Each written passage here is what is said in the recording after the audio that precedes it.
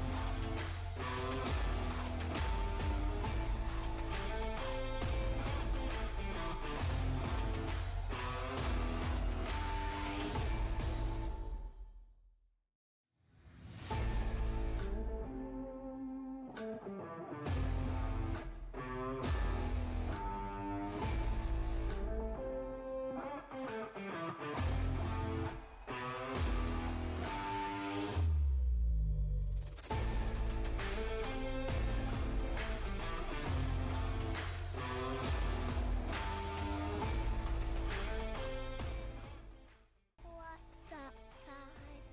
Welcome back to our channel. Before we get started, click that start button. Give us a hoot.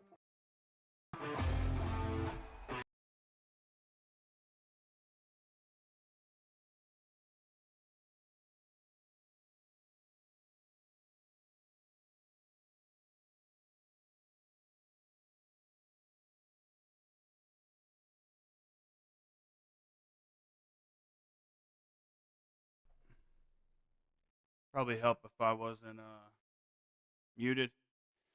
Happy Veterans Day. Thank you to all the vets, military personnel that fight for the red, white, and blue, so that we can all obviously live in peace. And so today we honor those who served, obviously. And so in the sports world, it's the team aspect of it, and obviously Pat Tillman is a legend. But college football has been crazy.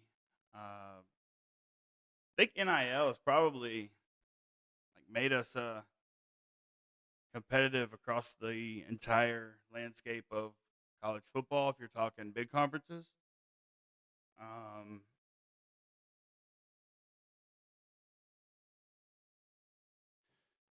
so aside from that, Indiana, that win over Penn State, I think it was a big win, regardless of how Penn State season has went. I think that let's see here.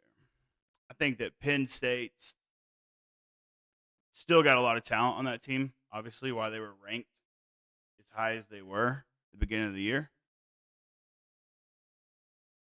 James Franklin had them in the playoffs last year, and they obviously decided to move on.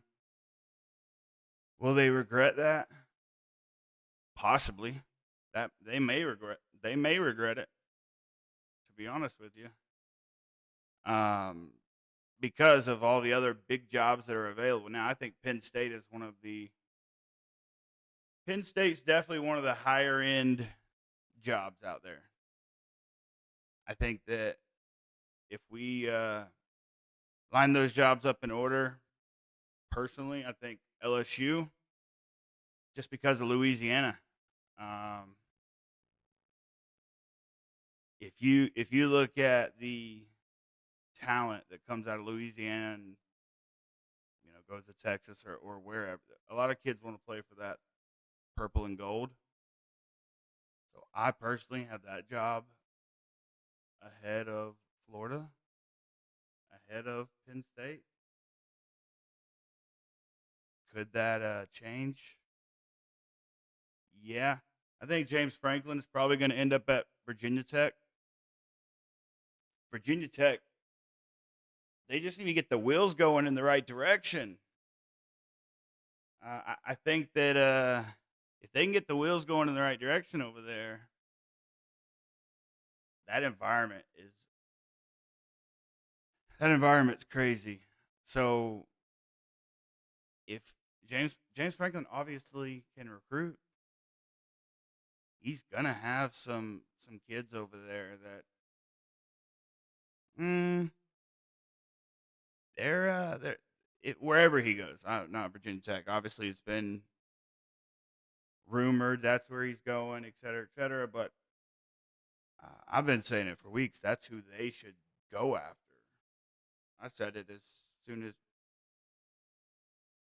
I think it was the day he went on game day is when I said that Virginia Tech's where James Franklin's going to be, and I still think that. Lane Kiffin obviously is the big one, but game day this weekend in Lubbock, Texas. Lubbock was wild. All those fans that camped out, like Lubbock was insane. Like the amount of people that were out there in Lubbock, Texas. Let's see here. Let me go throw this up here. So, want to take some calls and who's your team? Who do you like? Are you mad? Are you sad? Are you glad?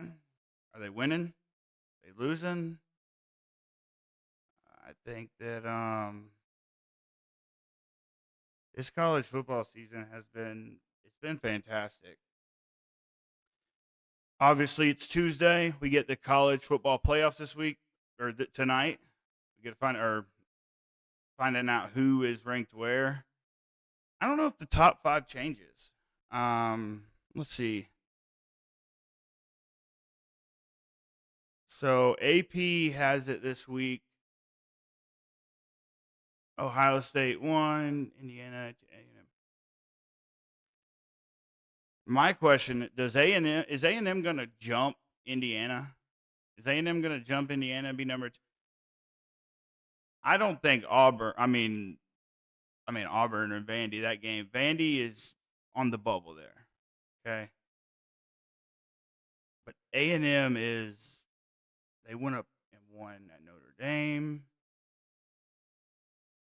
and they just go handle business every time. There's a talk of could they be upset?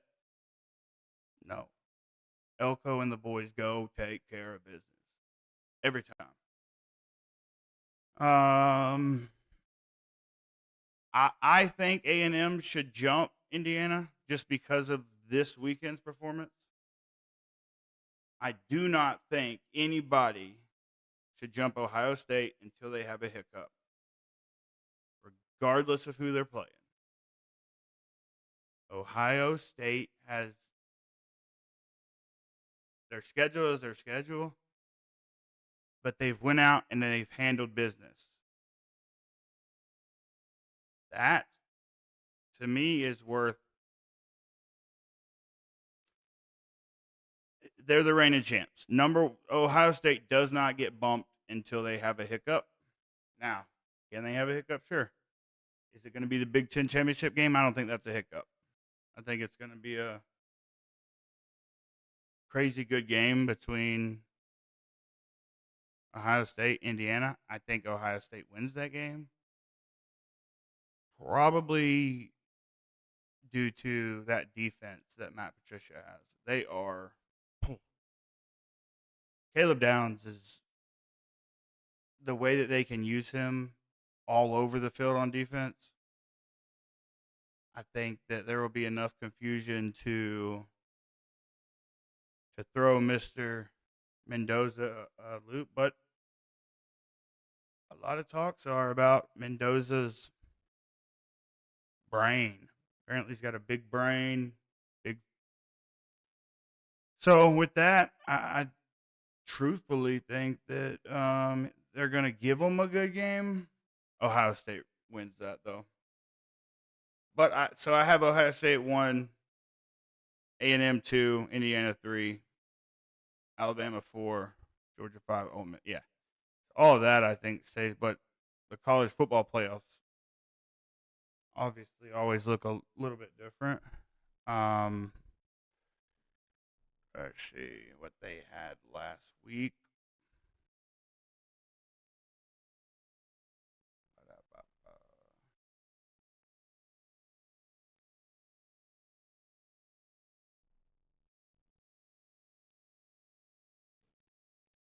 So the first rankings, pretty close. So BYU drops. BYU's got to go. They got absolutely demolished at Texas Tech last weekend. So I don't see it. Oregon,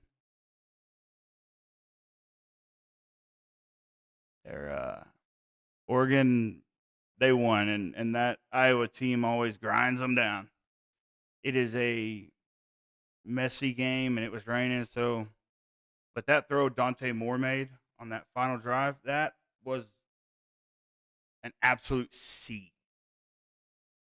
He fit that ball through an eye of a needle. It was impressive. That was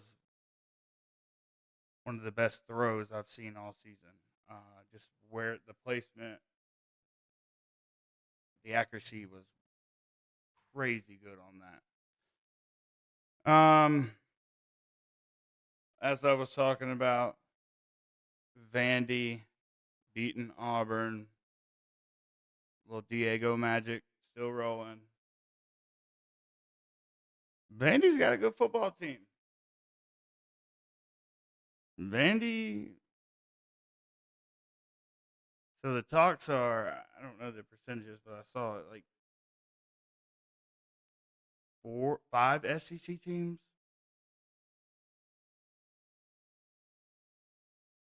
Which would. So the question is Georgia. Is Georgia Texas an eliminator game? I don't think so. For Texas, maybe. It's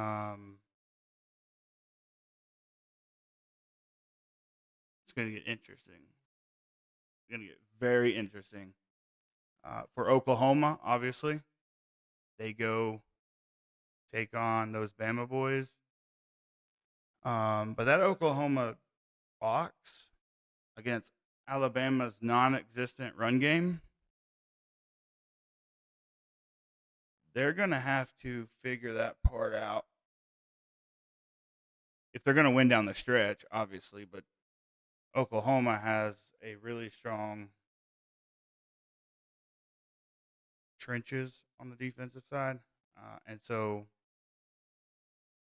and it's Bama. There's some absolute killers in that backfield. Kalen DeBoer has some absolute killers back there. But for some reason, they cannot run the ball this season. I wonder. So last weekend, LSU Alabama, that game was tight. Was a last possession game. Is the LSU? I know a lot of folks would say it's Tennessee, Alabama, but Alabama, LSU, is that kind of like Georgia, Florida? I mean, the games played out pretty close, right? Billy Napier fired.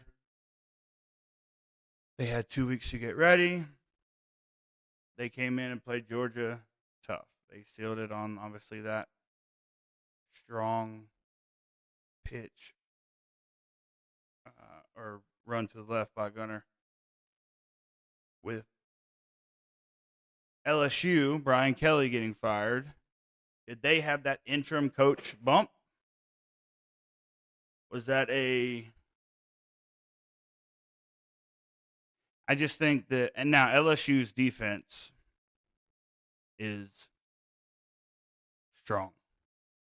Baker, DC, like that is and he's got some savages in that on that defense, which I assume are probably getting phone calls, people trying to recruit them. It's college football is so interesting with that. Georgia offense against Mississippi State, and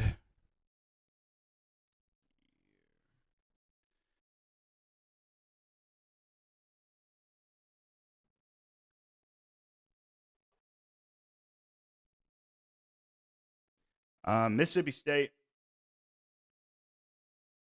It's just usually you're not usually talking about Georgia's offense, even though, and I'm critical of Mike Bobo, even though he can scheme up some really good plays. Bobo, like especially that misdirection play action, Noah Thomas touchdown again, like that play was set up all day on that run, and then that misdirection, and then obviously Noah Thomas just being wide ass open out there. He obviously made some guys miss, et cetera, but scored a touchdown. But the play call itself and the execution was good. So Alabama has Oklahoma, Georgia has Texas. So that's 4 of your top 12s this weekend. Let's see here. We got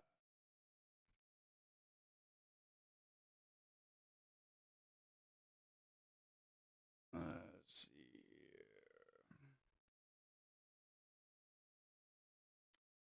Yeah, so a lot of the 4 SEC there. The 4 SEC teams there is going to be those are going to be some good games. I would think Georgia wins. I would think Alabama wins. But Texas is playing well. Texas is playing well. And you can't take that from them. I think Iowa has a chance to beat USC this weekend. I know that sounds crazy to some, but if they grind them, they'll win that game, and they're gonna coming off of that Oregon game. They are probably pretty fired up. Iowa's gonna come out and play some football this weekend, I think. Oh, so the 3 undefeated teams at the top: Ohio State, Indiana, Texas A&M. Which one of those gets a loss first? Obviously, if they stay on that trajectory, Ohio State and Indiana, one of them's coming away with a loss. But does any of them lose down the stretch? I don't see it. And no, I think they probably all go into conference championship weekend undefeated, but I could be way off on that. So I'm interested to see what the committee does tonight. What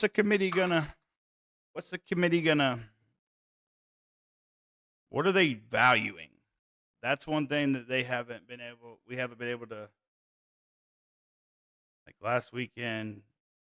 And again, I'm all about Ohio State. Who cares who you think they played, who they didn't play? They're handling business. It's not like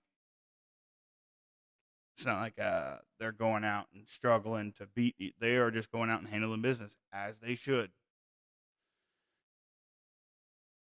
Big movers on this first. From the first. Big movers, big losers. Probably would imagine it's going to be, if I don't knock my microphone. Let's see. We're going to have BYU. Do they fall? So they're going to fall. Because they beat Utah. You can't really take them. I guess, to me, it looks like everybody moves up one. And BYU is at 12. Yeah. That's kind of what I'm thinking is BYU is going to fall to 12, and everybody moves up a ranking. If they don't have A&M, they could have A&M move to second, but that's not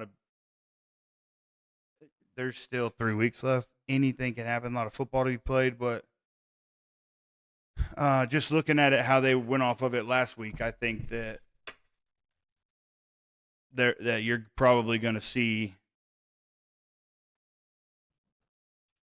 BYU move to 12. If I had to make a guess there. Let's see here. So how do we feel about the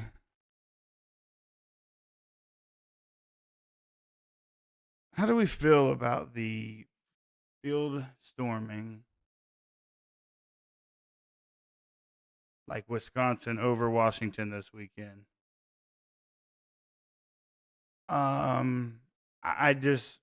I don't have. They do as they please. Their school pays the fine, but like, if it's a top 5, where do we draw the line? Obviously, Wisconsin has not had the best season,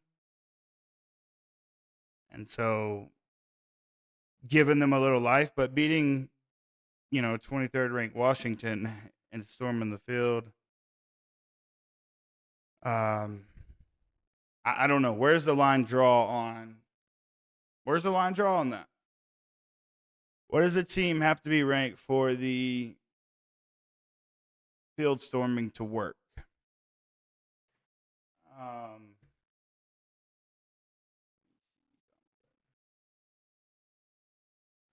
Where does,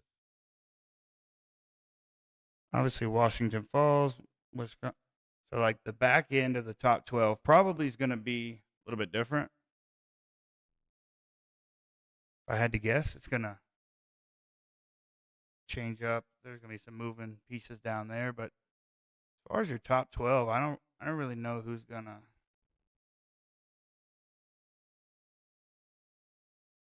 I don't think anybody moves into the top 12. There's going to be a lot of moving pieces. Virginia, Louisville. Vandy probably goes to 14th. Yeah. A lot of moving pieces. Which conference is going to hit the who's going to get the most in?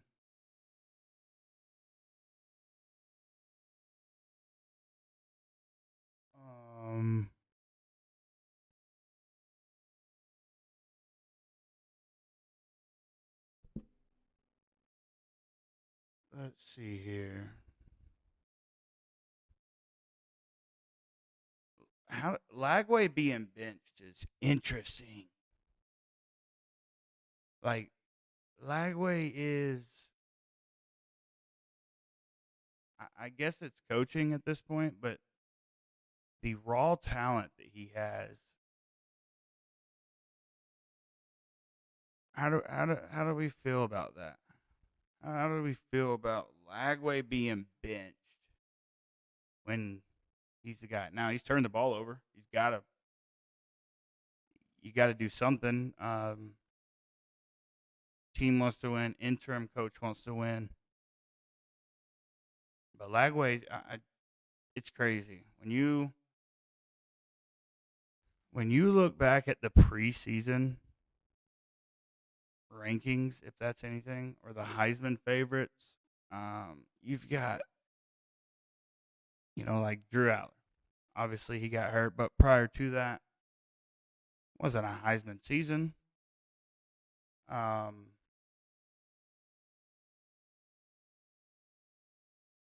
So that's why I'm like, you got Lagway, Manning, obviously, Aller, like all the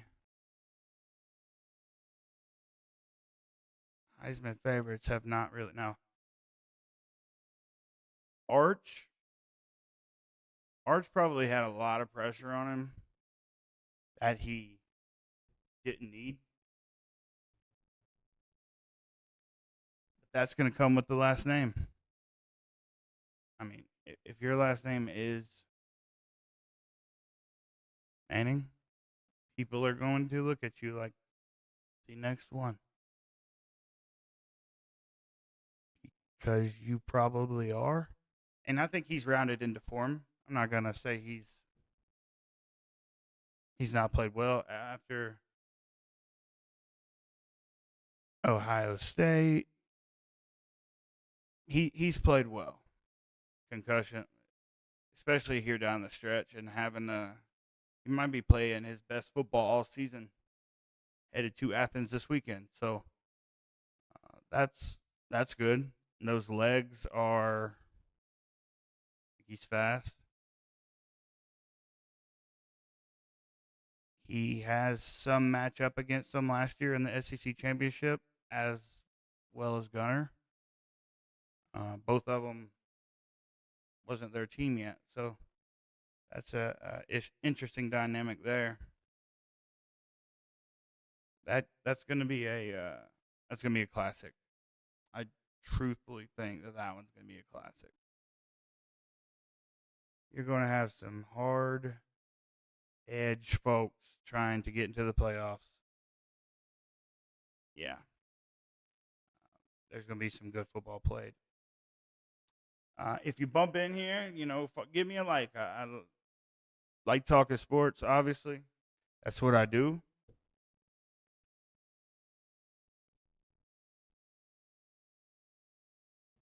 And this is the first show. This is my first actual live show, and so it's probably scattered. Also, veterinarians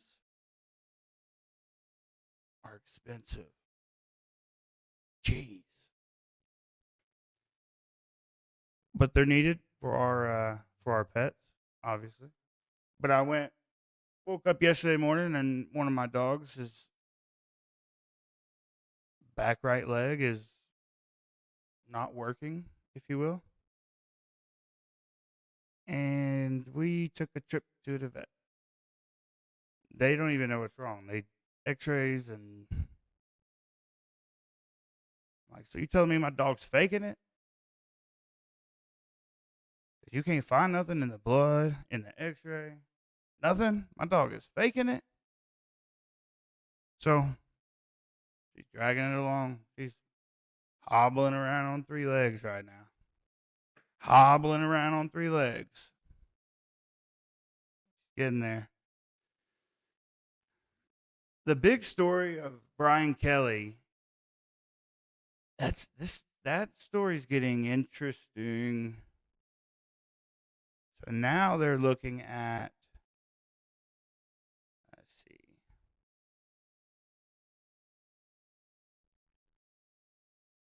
So LSU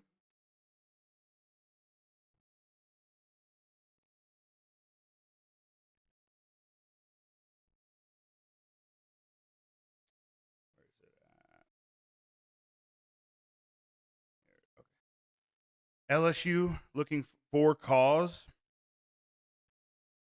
firing on Brian Kelly, which reading the articles and reading Pete Thamel's breakdown of it, they're trying to avoid that big money buyout. How does that look? How's that look for new coaches? Like that you're interviewing or that you're wanting to bring in or you're talking. I know Governor Jeff Landry is talking about an incentive-based contract, which sounds cool. I don't know who's signing up for it, especially in the world of NIL and such. But that kind of goes to the point of like, are the donors controlling the hot seat? And of course they are. Money obviously rules. Money rules everything. We get that. But do the donors got too much say inside the building in some of these programs? They're putting up the money for the players. Probably also a lot of the money going towards the coach.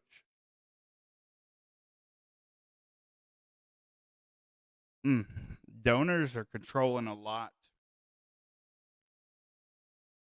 more than I guess we would like, and so that's where the regulations of NIL come in. I'm all about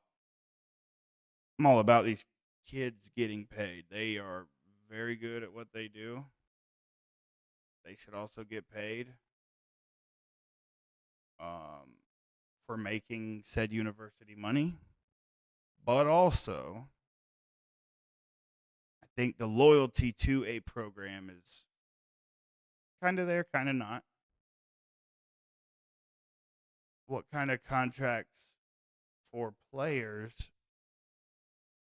can they get into to try to keep these teams together so that there is a loyalty aspect to it?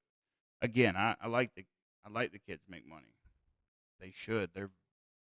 They are incredible.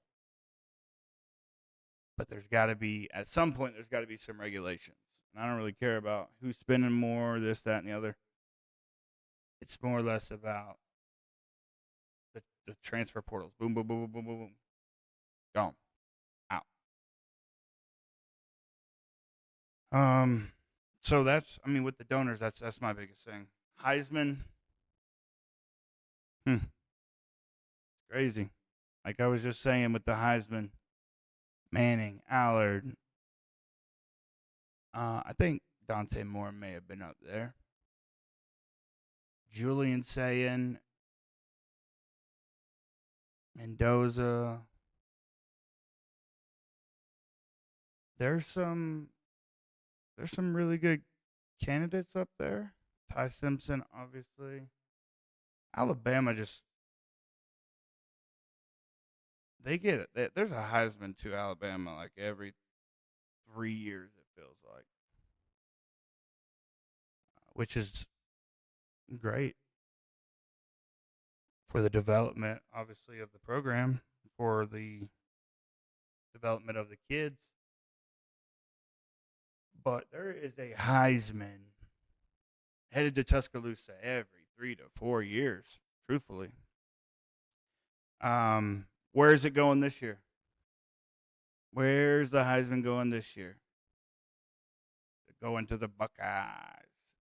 Sayin, who people want to talk about Julian Sayin, who he's throwing to, but he's still putting the ball right where it needs to. But he's still putting the ball on a line to them. Mendoza, I think that he is odds-on favorite at the very moment.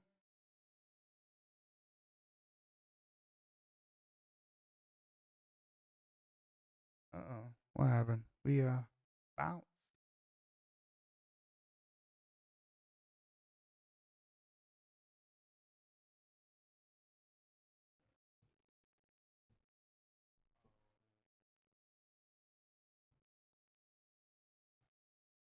Can I get a pause? I just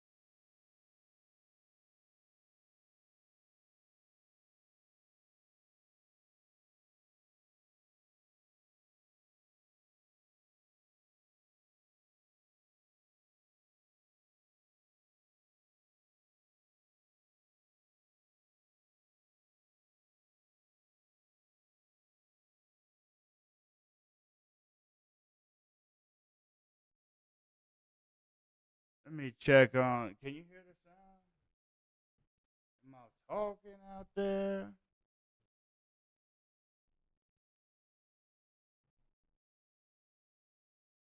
Of course.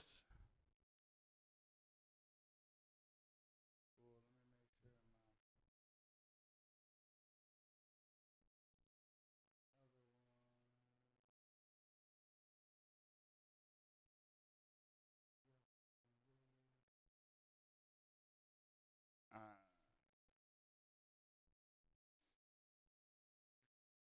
don't know what happened. That was interesting. The whole computer just said goodbye.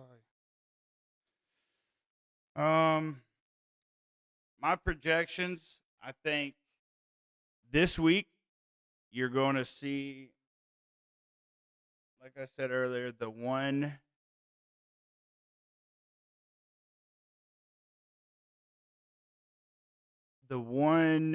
move I think would be BYU down to 12, and then everybody goes up one.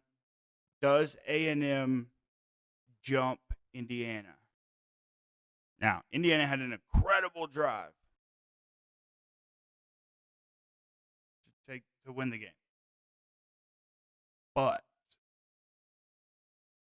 with that being said, does Texas A&M their dominance, and obviously with Notre Dame being where they're at, does that help?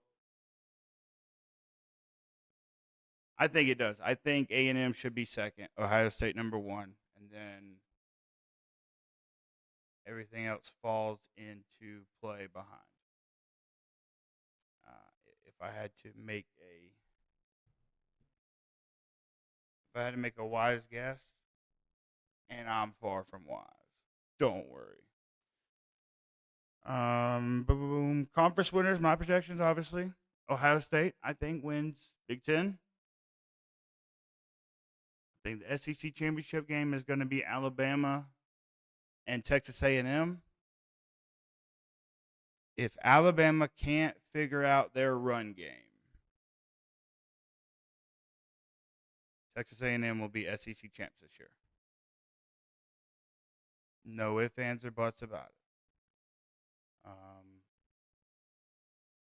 So, with that, I think it's A&M probably wins the SEC. ACC, Georgia Tech, I still have them winning. I think that they're the most physical team. Brent Key has something cooking, and I loved what he said when asked about these other jobs. Cut me open. See which color I bleed. All right. Probably. He's not playing. All right, let me go to the question board before we get out of here. So, as I said, this is the debut show. Wanting to had that thing with my dog and the vet and all that yesterday. It was supposed to go live yesterday. But the couch call, the couch coach call. 404-590-3224. Leave it a message. Way I can listen to it, answer it on the show. I think that interaction, whether it's frustration or just a question. Who's on the hot? Who needs to go? You don't want him to coach your team anymore? Let me know. Couch coach. Before we get out of here, let me go to the question board and see if we can pull up some questions here.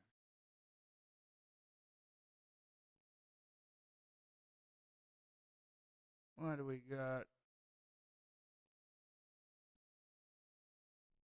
Which coach will we see fired next?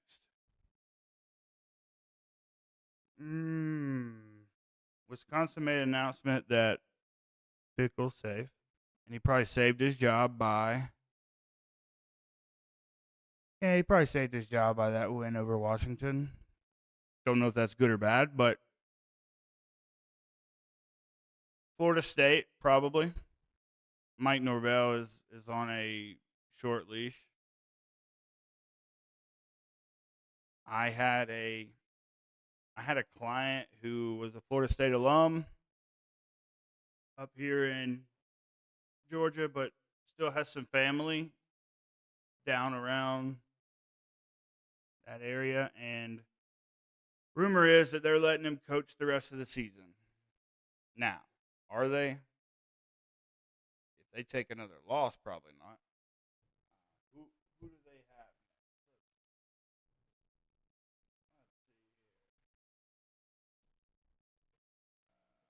Let's see what the remaining schedule for Florida State is.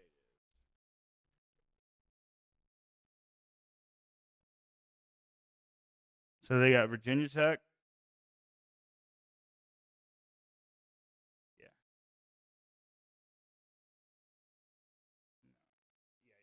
I'm tripping. Why does that look so weird? Okay. Florida State hosting Virginia Tech, and then NC State.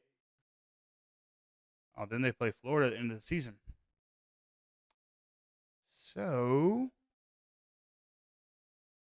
if they lose one of the next two, I think they let him go before the Florida game, if I had to guess. If they do let him go, this is his sixth season, I think. I think he's just over 500 record there over 6 seasons. He had the obviously incredible season where Jordan Travis had the way he got injured obviously was gruesome. Sorry about that. The whole playoff debacle for Jordan Travis was quite entertaining for some and not for some others. But I could see them moving on from him if they lose. They say they're moving on from him regardless. And that brings up a point here. Saw Signetti do it, right? Dabo doesn't want to go into the portal. So you have these coaches full on portal. Bring all the players. Let's start over. Bill Belichick, new program. Bring all the guys in. He could. I don't know if they'll fire him. I think that they'll give him another year. That's the problem. Is everybody wants what Cignetti did at Indiana, just like that. And I don't think it's going to come like that. I think you're going to have a growing year. Then you go so you got Bill Belichick, who 70 players from the portal. Then you go to the other side of the equation. Dabo doesn't want to use the portal. Neither of them have had success. You look at Miami; they pay $4 million for a quarterback, and Carson Beck, who you look good at the beginning of the season, but turnover bug has bit him the last couple games. And the games that they have lost, it's the turnover bug that got them, and it's the interceptions, and it's the boneheaded interceptions.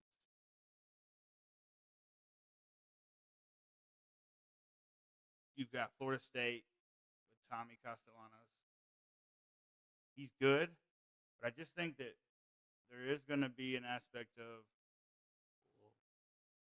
portal, not full, not at all portal. There's like a huge dynamic on what's going to work best for said team. So I think Norvell's probably the next one on the hot seat. We'll definitely see, but that's kind of how I'm thinking there. Let's see. Go to another question on the question board here. Let's see.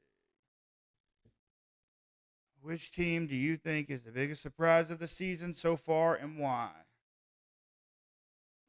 That's a very good question.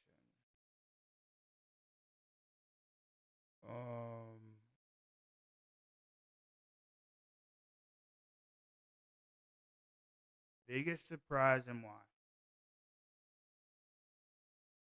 I've been on Texas Tech. I think I was paying attention a little bit to Cody Campbell and what he was doing with the paper.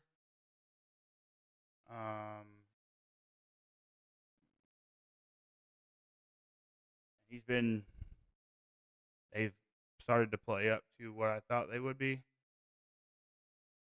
The biggest surprise, it has to be, it's tough because they made the playoff last year.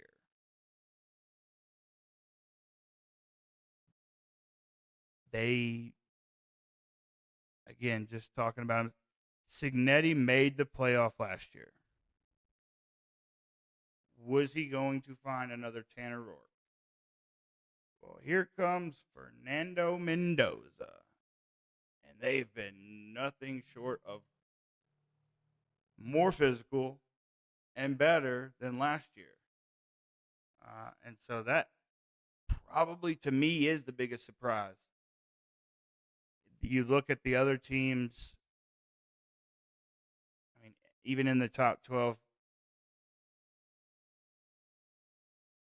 and none of them probably stand out to go, because, I mean, at Ohio State, they won it last year. Got to be expecting them, right? Skip Indiana here, right? A&M, well, maybe A&M, but Elko's kind of had some growth going. That is a beautiful. So to me, I think it's Indiana. Who would you say is the biggest surprise of this season so far, and why? Good or bad? It could be a team that we expected to be in the top 25. That is not in the top 25. You could have one of these top 10, top 12, top 15 teams that were nowhere to be found. I have I guess you could look and say Penn State, right? Beginning of the year, nobody expected James Franklin to be fired this year after a horrendous start. Nobody withdrew out. It's another team. They were in the playoffs. They were good. Wasn't really expecting them not to be good this year. They obviously lost some games, and it kind of spiraled, and we all know what happened after that. Yeah. Florida State, yeah. Tommy Castellanos. Because you really did have him.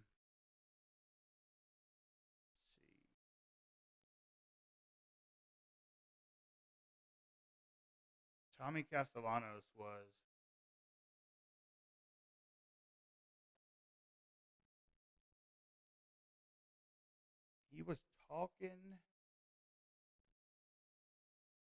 talking that talk before the season started. And they went in there and or had Alabama, however you want to call it. Had Alabama in there, but they went into that stadium and beat the brakes off of Alabama. Now, my thought to that is back to the portal and everything else. You don't really know there's not any film on. There are individual films from all these places that these players come from. But those players in said system, there's no film there. And so, as they whooped up on Alabama, now we've got a game tape of these guys.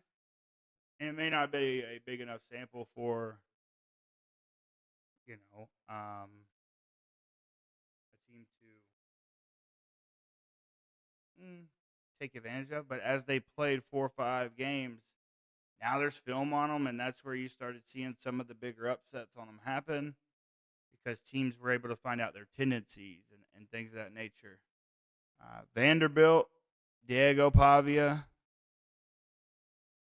he's been talking that talk all off season.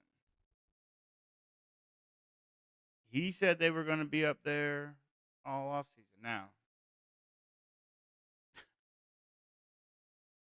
practicing before the game at Alabama, practicing the victory formation is wild. That is so wild. But I love his confidence. Totally love his confidence. Did it work out? No. But if it would have worked out, it would have been people would have been, oh, yeah, he had it always goes that way. But that one would be wild. Nick Saban made a comment about it, like if his quarterback were to do that, he would definitely get his ass off the field. And that's the greatest coach of all time. So when he talks, we listen. Let's see what other questions are on the question board here.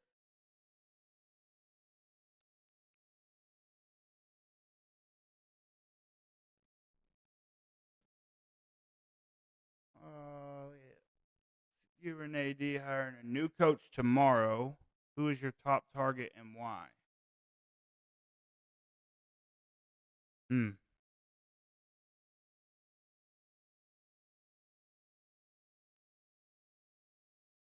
Don't think Saban's coming out of retirement. I just don't. there's people like myself putting clips out of, not clips, but screenshots of said jet to Baton Rouge frequently. There was a jet going from Lubbock to Baton Rouge. But he may be, I think Saban is going to be involved in the hiring of this next coach at LSU. I don't think he's going to be the coach. Sorry. He's hanging out at his lake house right around the corner up here from me. He's not going back into coaching. Not a chance. The man was sitting in his recliner in his sweat shorts watching the Bills-Chiefs game on a Sunday night. You know what he'd be doing if he was coaching? None of that. None of that. That tape on the TV would not be the Bills and the Chiefs. It would be his next opponent. Yes, his birthday cake, carrot cake, I heard. I don't like no carrot cake, I'm going to be honest. But Miss Terry told his ass, sit up. Boy, he sat up so fast. He about pulled a muscle in his back. He sat up so fast when Miss Terry got him. That's another reason I just don't think he's going back into coaching. So if I'm an AD hiring a new coach tomorrow, my top target, I don't know if Lane is leaving. I think you got to call Dan Mullen. Florida should have never let Dan Mullen out the door. Probably the only, he had the program going in the right direction, but they just were too impatient. And Billy Napier was supposed to be the savior. Didn't happen. So now they're back to square one. But I do think Dan Mullen is up there. James Franklin's going to be up there. I don't know if the SEC teams are interviewing James Franklin, and that's nothing against James Franklin, but what if you put him in at LSU? What if James Franklin had all the talent in the state of Louisiana? Boy, he would. Yeah. You got, I think Dabo probably needs a change of scenery. But I don't know if any of those other programs want to hire him.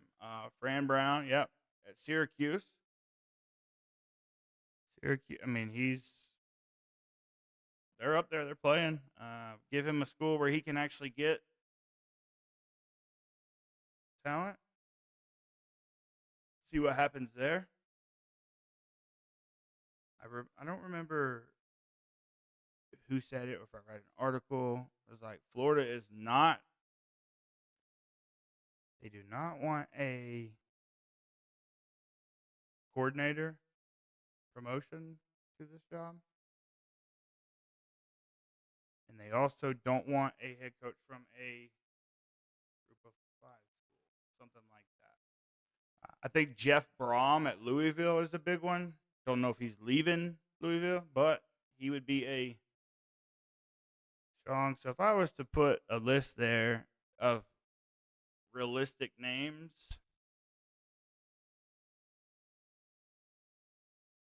now Dan Mullen says he's not leaving, but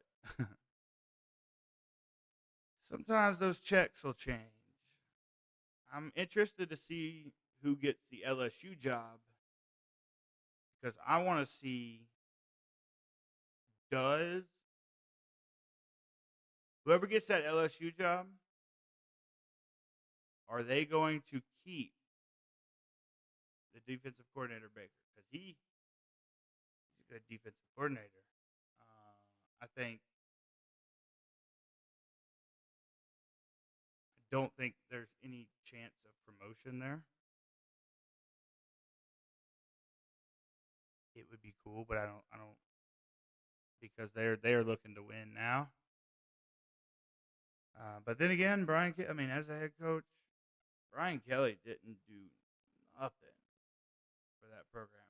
Every time he was on the camera, he's asking his coordinators what the hell they're doing. Like, probably what you instilled all week, coach. What do you mean? What do we do like that? And it was every time a bad play happened or crazy whatever happened, the play didn't work out. You see him bright red face. What the hell are we doing? It's like the game plan. Probably you just instilled all week. You're the head coach, dude. That's still just a crazy thing. But as they're looking for cause of fire, they are trying to not pay that $53 million buyout. I don't know if they're gonna. I don't know if it's gonna work out in their favor, but it is funny that the lawyers are moving in on it.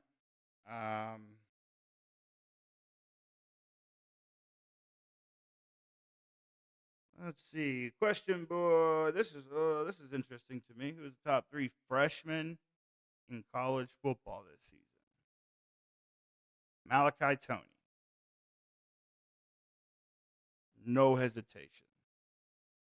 Absolute freak athlete.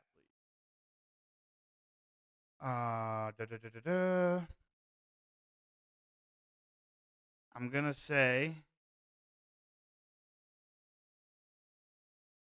Gaston for Georgia, the offensive line. He's huge,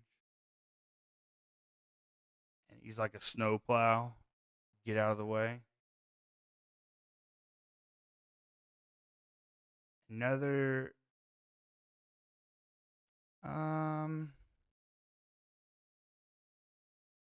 That's a good. So Malachi Toney is my number 1 there. I don't know who. Yeah, obviously Gaston at Georgia, number 2.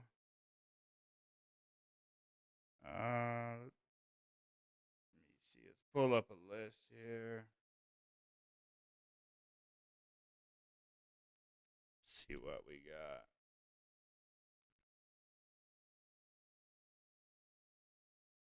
All right. Well, Malachi Toney. Do have Decorian Moore. Yep, that's a good one. Bo Jackson has been. That's probably 3. He's electric. Bo Jackson is a problem at Ohio State.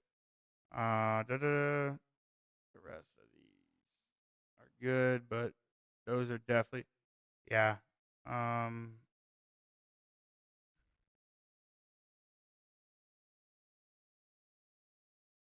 Georgia has 2 offensive linemen that I would put in that same category. Let me see if it will.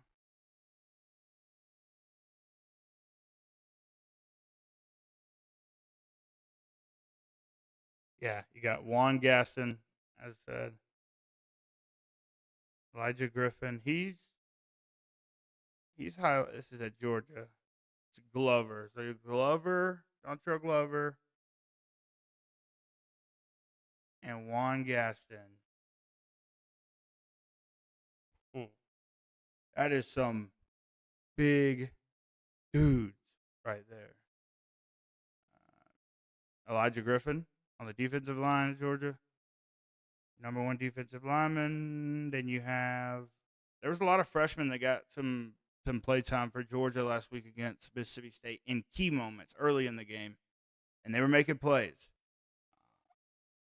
If that's the move, we just got to keep that up because they were flying around the field. It was first 15 is what you walk through, you practice. The first drive for Mississippi State this past weekend was 14 plays. They scored. After that, punt, fumble. There was no more movement down the field. The first 15 that you're planning for all week. After that is because Georgia's been like that first drive has been a tougher one. But after that, they get into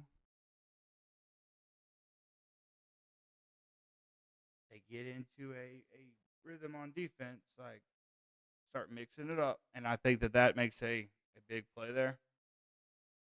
Back to the question board here. Let's see. What Group 5 school could pull a first-round playoff upset on the road? So obviously, somebody's going to be getting bumped. Where's my? Let's see. Let's go. Boom, boom.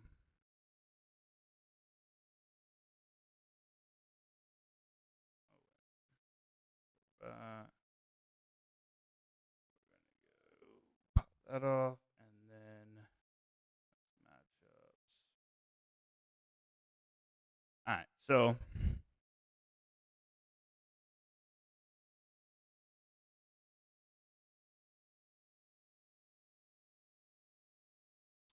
yikes. What is the? That is interesting. Group of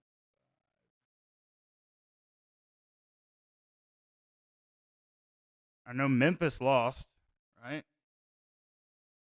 So Tulane, South Florida. So you got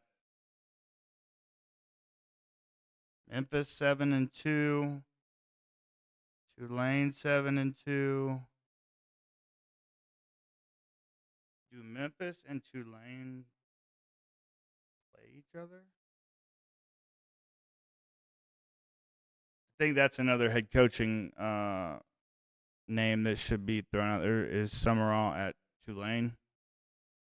Give that dude some talent. And yeah, so Tulane holds the tiebreaker there. They beat them last weekend, 38-32. I think it was Friday night. Could Tulane go on the road and upset? You're going to be playing number 5. Who's number 5 at the time? Something drastic happens. They'd be going to Georgia at the moment. I don't think they're going to Georgia and winning that game. I've been wrong before. I could be wrong now. I don't think I'm wrong on that one.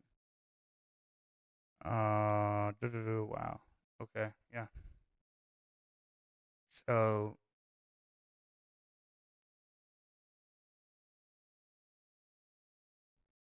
I don't know if there is one at the moment. I mean, could Tulane go on the road and beat someone? Yes. I don't think you go into Athens. Kirby's lost one game. And obviously that's Alabama this year at home in 35. So I don't think Tulane's coming into Georgia and winning that game. Be cool for them. Great. Don't think so. All right. Well, that is the question board wrap up there. Like I say, feel free to follow on the socials. Need a like, thumbs up, subscribe, share, and send your questions in. put them on the question, get them put on the question board, and we'll answer them on the show. Talk about it. Like I say, this is show number 1.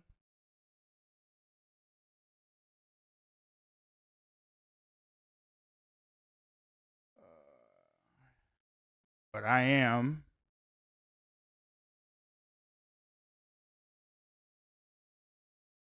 Let's see here. Yep. So give the coach call line 404-590-3224. Let me know your couch coach decisions. Angry. You call, I respond. Like I said, we leave it on there. We'll play it on the show. We'll talk about it right then. If you want to leave a call back, leave a call back. And maybe I'll call you and we could talk about it on the show. Have you answer the question or ask the question live on the show. I'm cool with that as well. So where you're from, what your name is, and the question. And if you want to ask it live, leave your return call number. That's 404-590-3224. And with that, I will catch you guys tomorrow. Like I say, 10 a.m. It's 10 a.m. to 12 p.m. Eastern Standard Time. We'll be live every day. My goal in sports talk, just talking about these. But I want to have an interactive show, and so if you want to call or just ask questions on social, I'll throw it on the question board. Message me on X. I'll put it on the question board, answer it on the show. But I like the interaction. The interactive part is where I want to be. So, other than that, we'll catch you guys tomorrow. Before I go, thank you to the veterans who have served. Again, I say it again. We don't have the peace and the freedom we have without you. And so the ones we've lost for fighting for that, we thank you. And so when you see somebody in public, older folk, younger folk, and they do have a veteran hat on, whether that is Navy, Air, whatever it is, stop and tell them thank you for your service. That's one thing that I try to do constantly, just because you can also see the presence of a appreciation factor to the elder when they're wearing that hat and you say that.